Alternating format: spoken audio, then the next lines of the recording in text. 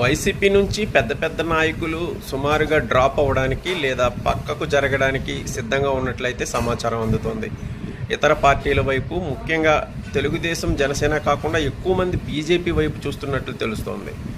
జగన్ మొదటిసారి తలపెట్టిన ఢిల్లీ ధర్నాకు సంబంధించి, అంటే కొత్త ప్రభుత్వం, కూటమి ప్రభుత్వం వచ్చిన తర్వాత తొలిసారి తన నిరసనను తెలియజేసేందుకు ఢిల్లీ వేదికగా ఏర్పాటు చేసిన ధర్నా కార్యక్రమం అటర్ ఫ్లాప్ అయింది. కనీసం అక్కడ ఒక పెద్ద నాయకుడు, వైఎస్ఆర్సీపీ నాయకుడు కనీసం జగన్ పిలిపించినా రాకపోవడం వెనక చూస్తుంటే వైసీపీ పరిస్థితి, భవిష్యత్తు ఎలా ఉండబోతుంది అన్నది అర్థమవుతుంది.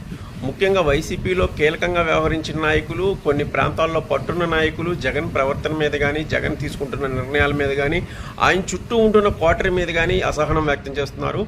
ఇప్పుడు జగన్ దానికి కూడా మారకపోవడంతో, ఇప్పుడు ఇంత పెద్ద అపజయం వచ్చిన తర్వాత కూడా మారకపోవడంతో వారి దారి వారు చూసుకునేందుకైతే సిద్ధంగా ఉన్నట్లు తెలుస్తోంది.